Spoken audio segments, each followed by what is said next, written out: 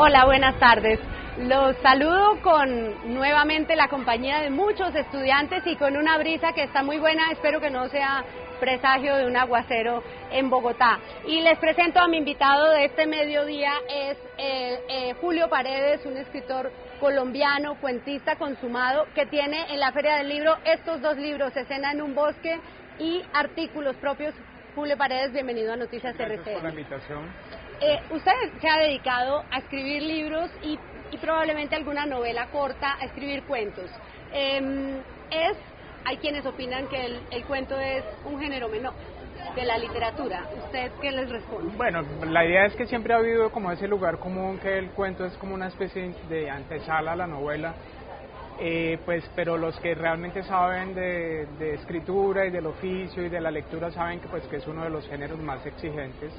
Hay una paradoja también porque muchos de los talleres de literatura empiezan con el cuento. Entonces, pues eso es un sofisma que está por ahí siempre con los lectores, pero al contrario, así como la poesía, pues es uno de los géneros más difíciles. A mí me gusta mucho porque pone en práctica, como en síntesis, todos los elementos y herramientas y recursos que hay que tener para poder contar una historia. Julio, ¿es posible crear un buen escritor? Es decir, ¿es posible que una persona desde pequeña empiece a escribir y se vuelva un buen escritor o con eso se nace? No, yo creo que es una combinación de varias cosas. Yo creo que se hace más que se nace. Yo creo que todo el mundo puede tener un talento para contar una historia. Lo que realmente hay que aprender es cómo se cuenta la historia, porque todo el mundo tiene una anécdota o tiene una historia maravillosa. Si usted le pregunta a cualquier persona, siempre tiene una historia maravillosa. El secreto está en cómo contarla, entonces ahí es donde empieza el trabajo con el taller. Yo creo que lo fundamental para poder escribir una buena historia es leer mucho. Ese es, yo creo que el consejo que yo daría, leer mucho, no creerse mucho lo que está haciendo, reescribir mucho también y trabajar. Eso es, pero la lectura es fundamental, la lectura. Bueno, ahí está el consejo para los que participan. Hablemos de este libro, de Escena en un bosque.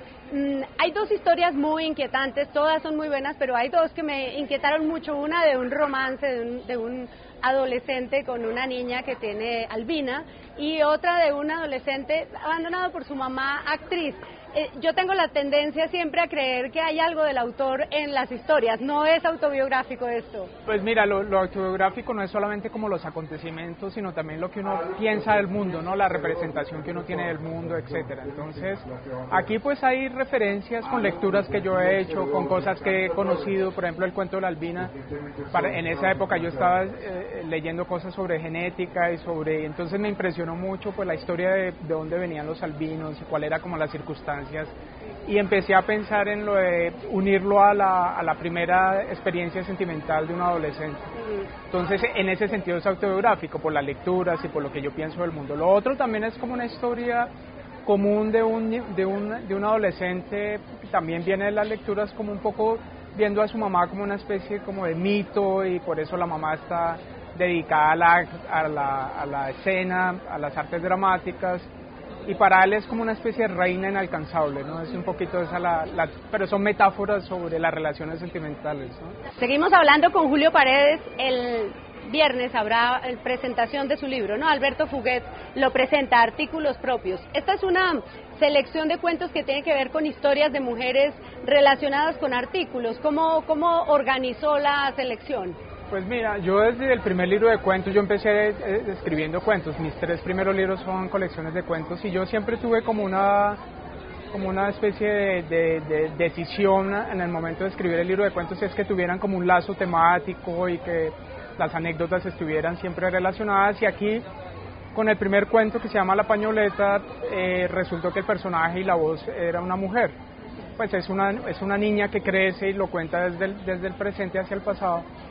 Y era alrededor de la pañoleta que quedaba de la mamá, era como el único recuerdo. Entonces eso me dio como la idea para el libro. Fue un libro que duré mucho tiempo escribiendo, entonces digamos que lo temático es que son libros que giran alrededor de un objeto en particular que tiene una relación sentimental con la historia de quien narra esa historia. ¿Y es fácil contar historias narradas con voz de mujer siendo hombre? Pues eso es un reto, los lectores definirán si hay una voz femenina realmente, es decir, lo importante es encontrar la voz de ese narrador y esas narradoras. Yo espero que funcione, ojalá pues los lectores dirán si sí o no. seguro dirán que sí. Muchas gracias por estar en Noticias RCN, pero recomiéndeme un libro, el que quiere salvar del diluvio. ¿De la feria? El pues, que quiera. Pues, o de estos dos, pues yo creo que artículos propios, porque es una obra nueva, es una apuesta también en este momento frente a la idea del cuento como antesala, es volver a apostar sobre el cuento. Yo creo que eso es interesante, que los lectores se acerquen al cuento y descubran que es la esencia de la narración realmente. Muy bien, pues muchas gracias. Bueno, gracias. Y a ustedes por la atención, nos vemos por la noche aquí en la Feria del Libro. Feliz tarde.